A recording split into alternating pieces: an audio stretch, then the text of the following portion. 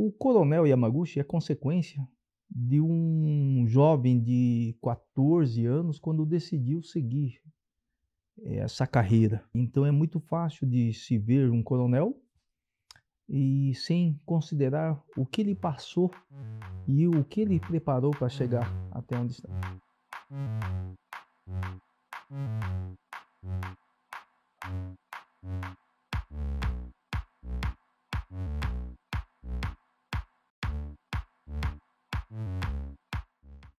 Meu nome é Yukio Yamaguchi, sou oficial da Polícia Militar, hoje na reserva remunerada, no posto de coronel da Polícia Militar. Eu frequentei o curso de formação de oficiais da Polícia Militar de Santa Catarina, que equivale naquela época a um curso superior, e com 2 especializações nessa área de segurança pública, que são, a primeira seria especialista em segurança pública e um segundo curso de especialização, que é curso de gestão de segurança pública. E paralelo a isso, logo em seguida, eu fiz o curso de Direito e, na verdade, para que amparasse bem esse trabalho que nós fazíamos na área de segurança pública.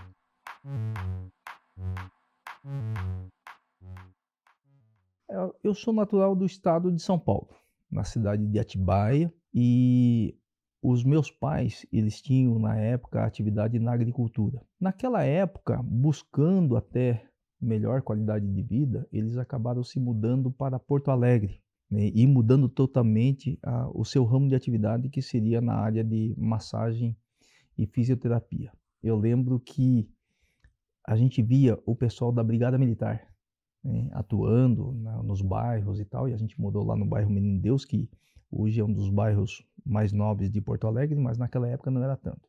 E eu lembro que eu comentei com um amigo meu na época, disse, eu gostaria de trabalhar nessa área. E ele até comentou assim, mas brigadiano, cara? Né? Uma conversa de garoto.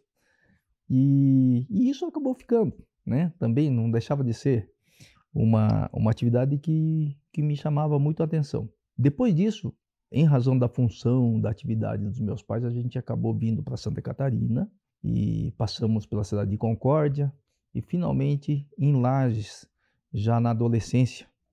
E isso foi lá no final da década de 70, né, para o início dos anos 80. E de lá para cá, eu tinha um foco de seguir uma carreira militar. Até porque nós estávamos na década de 80, em pleno regime militar, e ser cadete do Exército na época era uma das profissões mais relevantes que se tinha, né, de escolha de um jovem.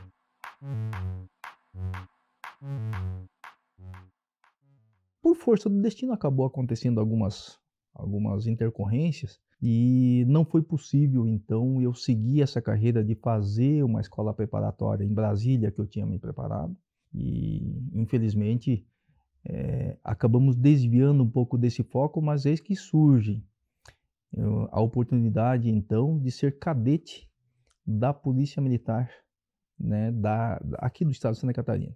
E no começo, para mim, até me soou estranho de como é que eu ia mudar meu foco para ser cadete da AMAN, do Exército Brasileiro, da Escola de Oficiais do Exército Brasileiro, para a Polícia Militar. E até o momento em que comecei a pesquisar sobre o curso de formação de oficiais da Polícia Militar do estado de Santa Catarina, e ali, na verdade, a escola era a mesma, né? Tanto faz a AMAN quanto o cadete do centro de ensino, praticamente a programação era a mesma, né? O currículo era o mesmo, a graduação ele era muito semelhante ao Exército, com a exceção de que na Polícia Militar não se tinha o posto de general, então se chegava até coronel. E ali foi o momento em que eu escolhi, dentro das condições que se tinha, né, que eu tinha na época, já vou fazer o CFO, Curso de Formação de Oficiais da Polícia Militar.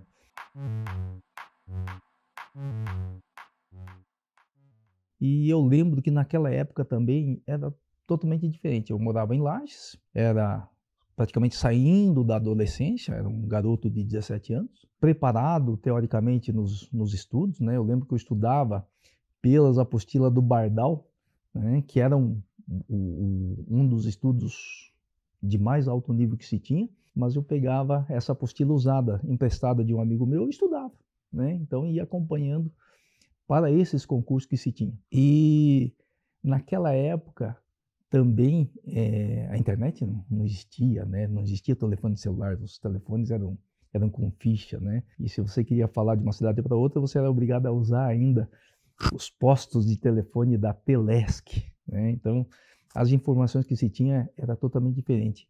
E um deslocamento de Lages para Florianópolis era totalmente diferenciado também. Você praticamente demorava o dia todo para fazer esse deslocamento. Era um dia para ir, um dia para voltar, levar os documentos e voltar. Mas foi, né? Isso era a realidade da época. Coincidentemente, naquela época, acabei passando, né, na primeira turma também, no primeiro concurso que eu fiz. E isso foi o grande marco da minha vida, eu acho. Por quê? Né? Ali eu tinha uma profissão. Ali eu estava ingressando em uma profissão que acabei exercendo pro resto aí da minha carreira profissional.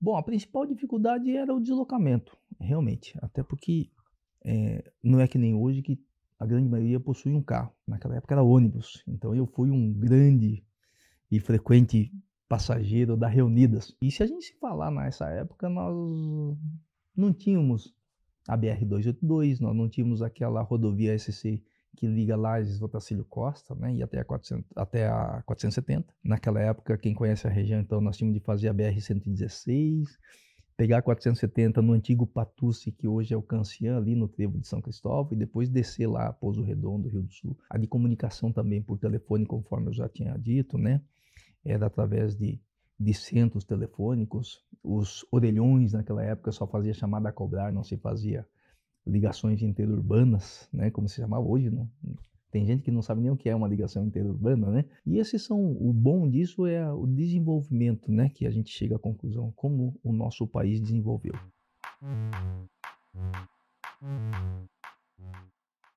A realidade de um quartel também. Esse foi o grande choque que eu tive, de um garoto de 17 anos entrando em um quartel, se apresentando lá no quartel, né, no centro de ensino da Polícia Militar, e lá me foi alertado por um veterano: não esquece que você venceu uma primeira etapa, que foi você entrar aqui. Agora você tem outra, de permanecer aqui e de se formar aqui. E para mim foi um choque de realidade, porque era regime de internato, e até hoje a gente lembra ainda até os horários e os minutos que eram a disciplina, né, e a rotina de um quartel, principalmente no tocante à questão do curso de formação. Você se apresentava no domingo às 22 horas e somente saía na sexta-feira às 13 horas. Logicamente, seguindo-se toda aquela rotina de um quartel militar, né, que era alvorada às 6 horas da manhã, almoço 12 horas em ponto, início das aulas às 13h30, encerramento das aulas 17h30, e 18 horas tinha o jantar. E para mim, que era civil, um garoto, até se adaptar nisso, então esse foi um dos marcos, né, que eu tenho como uma dificuldade de adaptação, mas que acabei me familiarizando com esse tipo de situação, até porque naquela época, quando você ingressava numa escola militar, eles tinham a tendência de fazer a formação desse aluno no seu regime, né, na estrutura de disciplina, hierarquia, de coordenação, né? E então esse era um dos diferenciais. Naquela época você, para se fazer um estudo, você era um assíduo frequentador de biblioteca, né? Então, através dos livros de pesquisa. E era uma dificuldade na época, né, que nós tivemos, a dificuldade que nós tínhamos de se fazer um estudo mais aprofundado, um estudo de pesquisa um pouco diferenciado. E depois disso, logicamente, veio a formação, né, e foram 3 anos de academia, mas em regime de internato nós tínhamos 3 períodos, de manhã, à tarde e à noite. Então, quer dizer, era um regime praticamente do militarismo puro, entre 1983, início de 83, e até 1986. Então, isso, para mim, é um marco, era bom, né? Foi bom e lógico que e isso essas lições a gente acaba trazendo até hoje nas atividades que nós fazemos.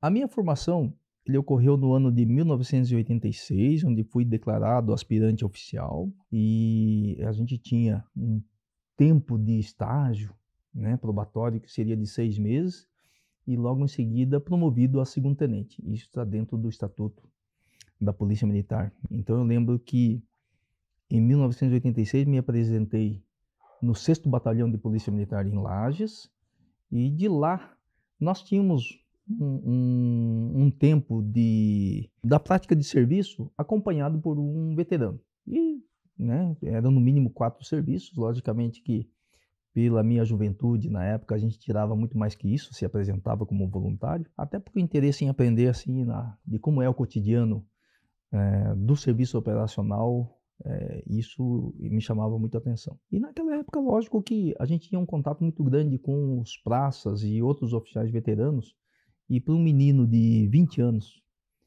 pegar e já assumir uma liderança de pelotão, ele é um desafio também. Mas eu conquistei. Eu tive algumas situações que acabamos enfrentando, né, e inusitados até na época, mas que acabamos conquistando, vamos dizer assim, a confiança desse efetivo. Baseado nisso, eu fui convidado para comandar algumas unidades fora, né? Num primeiro momento eu era um pelotão no município de São Joaquim, mas que por um problema político na época, né, decorrente lá no município, acabou surgindo Fraiburgo.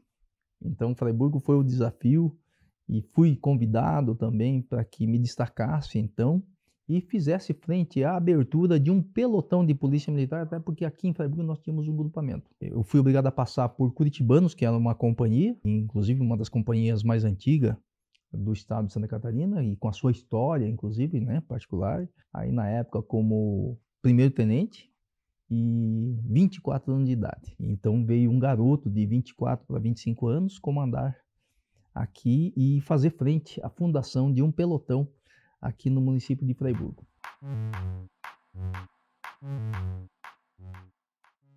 Nós precisamos construir um quartel que até então Fraiburgo não tinha. Nós funcionamos de 1989 até 1997 na rua Arnoldo Frei, em frente ao antigo supermercado Pins, até que nós fizemos, na época, a sede do 3º Pelotão de Polícia Militar, que tem uma história à parte que foi construída a várias mãos, né? Eu diria assim, com a participação efetiva da comunidade, do comércio, da Associação Comercial Industrial, da Associação dos Fruticultores, que englobava empresários, a CDL através dos comerciantes, né, com a Associação Comercial, e mais o efetivo da Polícia Militar, ou seja, um quartel que foi construído aí de uma forma conjunta com a participação de toda a comunidade e, logicamente, que eu acho que a forma como a gente foi aceito aqui no município, também isso colaborou bastante, né? A confiança que nós conquistamos, a confiança que a comunidade depositou na minha pessoa e também na corporação.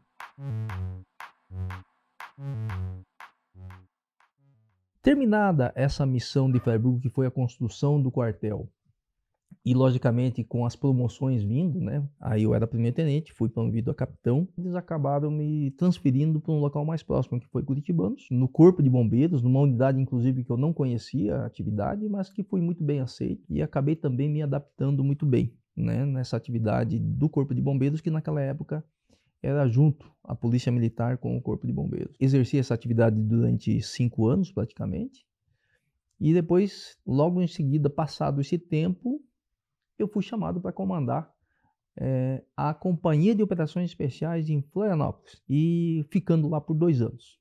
E de lá também eu acabei vindo a convite para comandar Videira, que era outro desafio também, que era encerrar ou terminar a construção de um quartel ali, né? E dali, por um problema de saúde de um oficial lá de Erval do Oeste, acabei sendo transferido para lá também para assumir o seu lugar.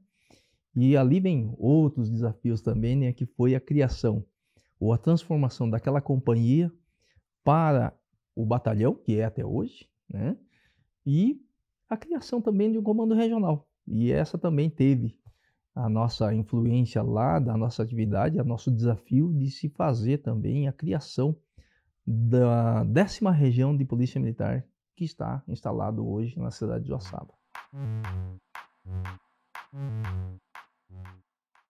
Passado esse tempo aí, nessas promoções que eu passei de capitão, major, tenente-coronel, né, e lá então eu tinha planejado, vou terminar minha carreira em caçador. Passado assim 1 ano de comando, eu recebi um outro convite que era fazer parte, né, ou chefiar a Casa Militar na Assembleia Legislativa, que é um cargo bastante cobiçado no meio do oficialato e que eu acabei aceitando, né? Aceitei o convite daquele que iria assumir a presidência da Assembleia Legislativa na época, o deputado Romildo de Tom, e que para mim era um outro desafio totalmente diferenciado.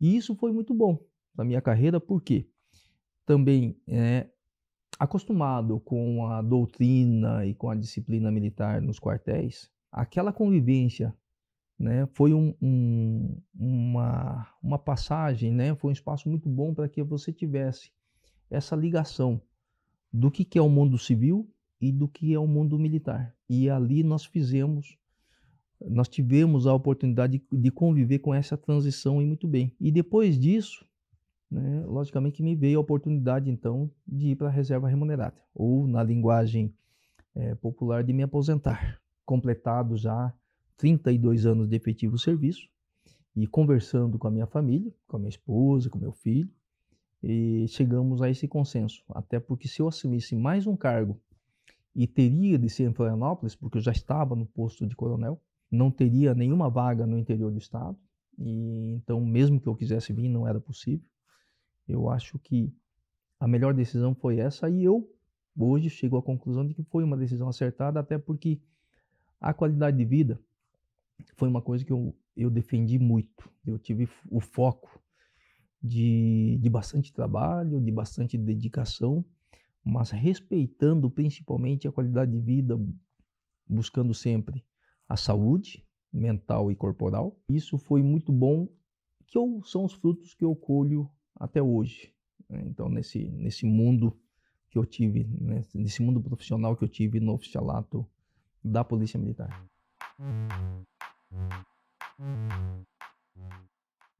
Enquanto que nós fazemos parte dessa parte profissional, vamos dizer assim, tem a parte pessoal, porque nesse meio tempo, lógico, você acaba namorando, né, casando e se fixando aqui. Então essa é a parte paralela da profissão que a gente acaba se identificando com o município. E isso ocorreu comigo.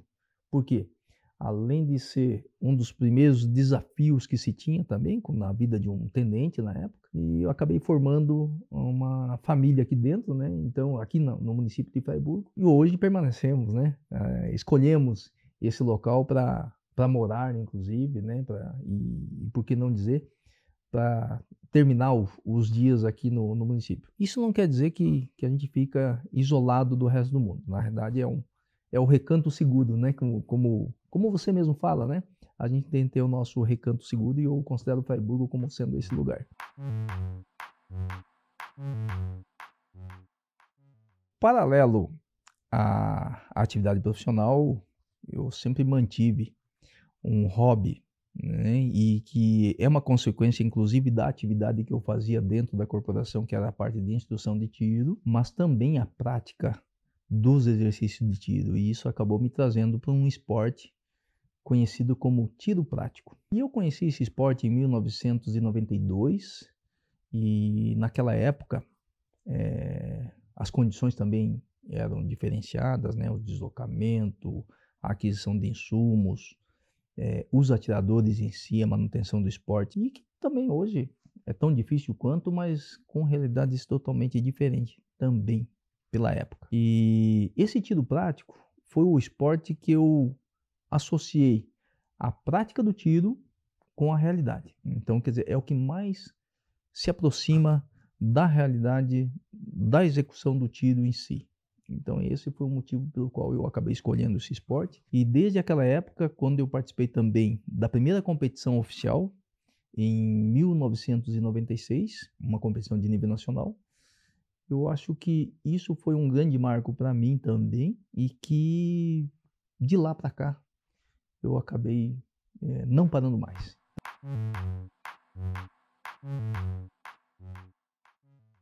Além da atividade profissional, então eu tinha esse hobby, que era o tiro prático, e que juntava alguns hobbies que eu gostava também, que seria a viagem, seria a competição, seria o treinamento e seria as instruções de tiro, voltado a essa questão de armamento. E por isso, cabe aqui um parênteses, né? Quando se fala no atirador, eu tenho a visão do atirador esportivo.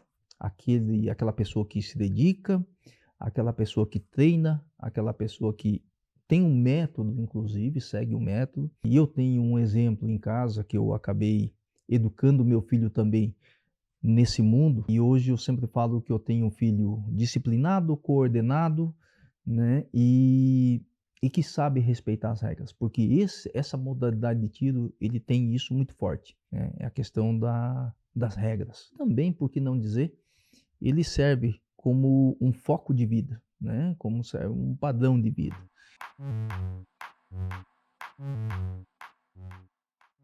E paralelo a essa atividade desportiva que me trouxe oportunidade de conhecer grande parte do mundo, então eu poderia dizer que eu tive a oportunidade de conhecer todas as capitais do Brasil, vários países como a África do Sul, que foi o primeiro país que eu participei competindo, representando a seleção brasileira, depois o Equador, aí nós tivemos a Indonésia, da Indonésia a Grécia, da Grécia aos Estados Unidos, a França. Então, quer dizer, são tantos locais, né, que a gente não iria se não fosse estar participando dessa modalidade, né? Então, acho que isso é uma grande conquista no esporte que nós temos. Afora os títulos, que é uma consequência daquilo que nós treinamos. E também, a nível de Brasil, isso juntou também um hobby que eu tenho, que é de viajar de moto. Então, muitos deslocamentos eu acabo fazendo com motocicleta. Então, isso me oportuniza juntar esse meu hobby de viagem de moto com a prática do tiro esportivo. E isso, ele continua sendo esse desafio nosso de conhecer novos lugares, de cumprir roteiros diferentes, né? De ir em locais diferentes de motocicleta. E isso é uma coisa que eu acho que está na alma da pessoa.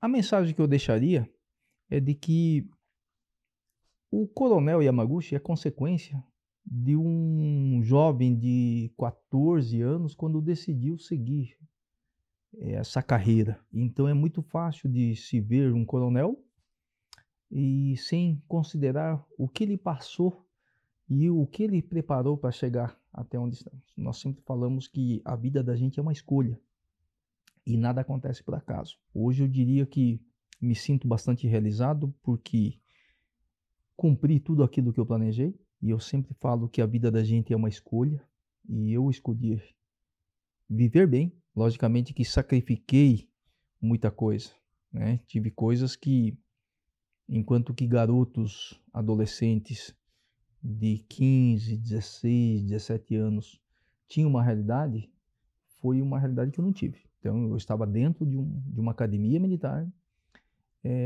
preocupado com a minha formação, e hoje, logicamente, que eu colho esse fruto, né, da minha dedicação. Um conselho que eu sempre dou aos jovens que estão se profissionalizando, ou mesmo aqueles que estão estudando ainda, é de que a nossa vida é uma escolha, né, e tudo aquilo que você plantar, uma coisa é certa, a colheita. Então, quer dizer que se você se dedicar, se você se planejar, o sucesso é uma consequência. E aquilo que você almeja na sua vida, você vai conseguir. E nesse ponto, é uma coisa que eu acho que muitos jovens acabam perdendo esse esse foco. Então, por isso, a você que pretende se profissionalizar, independentemente da profissão que escolher, independentemente da atividade que você escolher, sem um planejamento, você não vai conseguir chegar onde você quer.